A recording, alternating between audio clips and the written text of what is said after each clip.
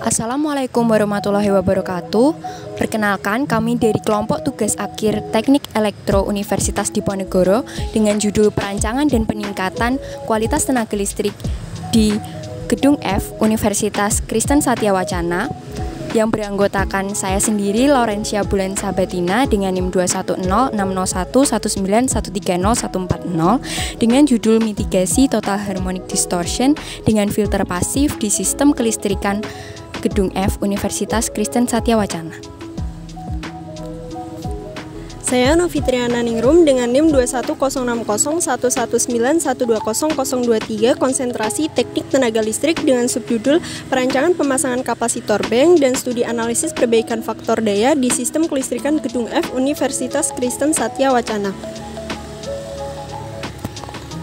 Dan saya Fahmi Muhammad Sidki dengan NIM 210903191300098 konsentrasi teknik tenaga listrik dengan subjudul Studi Analisis dan Perancangan Mitigasi Ketidakseimbangan Tegangan dan Arus dalam upaya peningkatan kualitas pada sistem kelistrikan Gedung F Universitas Kristen Satya Wacana.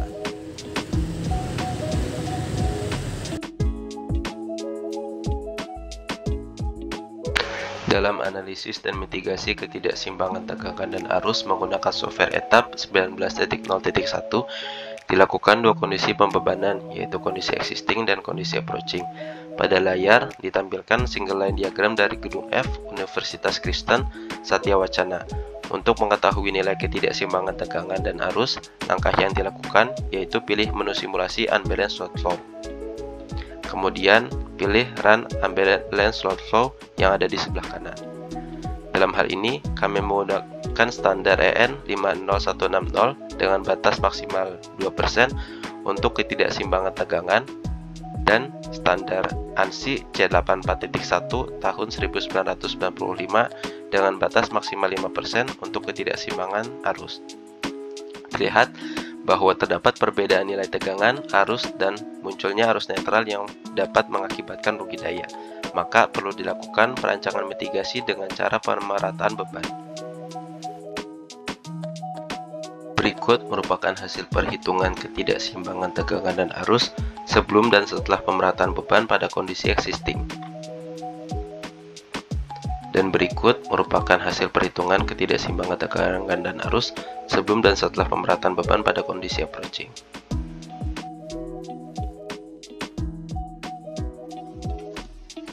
Berikut ini merupakan single line diagram sistem kelistrikan di Gedung F Universitas Kristen Satya Wacana. Pada topik saya perancangan pemasangan kapasitor bank dan perbaikan faktor daya, saya menggunakan software bantu etap 19.0.1 dan saya akan menggunakan notebook untuk mengetahui hasil simulasi aliran daya dan optimal kapasitor placement untuk mengetahui besar KPR dan total bank yang akan digunakan pada pemasangan kapasitor bank. Selanjutnya saya akan melakukan run load flow.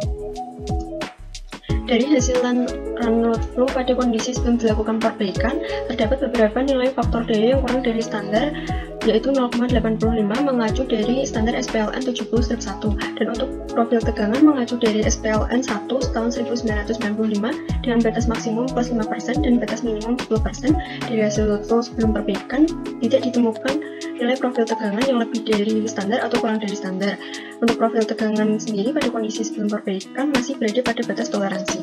Setelah dilakukan perbaikan faktor daya dengan pemasangan kapasitor bank dari hasil simulasi optimal kapasitor placement, diperoleh nilai faktor daya yang sudah memenuhi standar yaitu lebih dari 0,85 dan dapat dilihat juga pada bus MDP untuk nilai faktor daya sudah memenuhi standar yaitu lebih dari 0,85 dikarenakan pada bus SDP yang sebelumnya memiliki nilai faktor daya rendah dan setelah dipasangkan kapasitor bank akan mempengaruhi peningkatan nilai faktor daya pada bus MDP. Dan untuk nilai profil tegangan pada beberapa bus yang terpasang kapasitor bank juga mengalami peningkatan. Dilakukan perhitungan biaya investasi awal untuk biaya kebutuhan kapasitor bank pada kondisi sebelum pemerataan yaitu total investasi 5.722.000. Analisis ekonomi dengan menggunakan metode life cycle cost untuk mengetahui besar biaya yang harus dikeluarkan selama 10 tahun dengan diskon rate 5,75% yaitu sebesar Rp11.531.832. Total penghematan biaya selama 10 tahun dengan diskon rate 5,75% yaitu Rp18.589.100. Payback period pada pemasangan kapasitor bank sebelum pemerataan yaitu pada tahun ketiga dengan net saving Rp1.652.666. Subjudul perancangan filter pasif sebagai metode untuk mitigasi THD dilakukan berdasarkan standar IEEE 51 tahun 2014 dan SPLN D5 04/1 tahun 2012. Hal pertama yang harus dilakukan adalah dengan melakukan analisis harmoni menggunakan model harmoni analisis di etap 19 dari 1, kemudian melakukan run harmoni. Setelah dilakukan run harmoni akan muncul hasil persen THD tegangan dan juga hasil persen THD arus.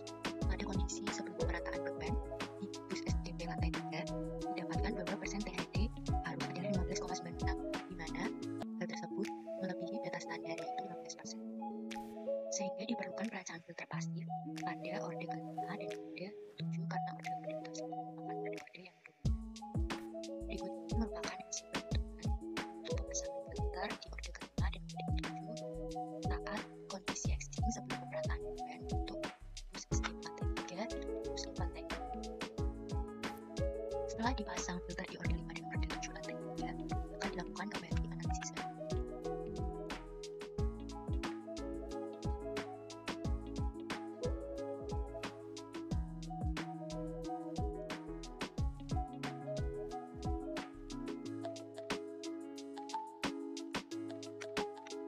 Dapatkan hasil persen THD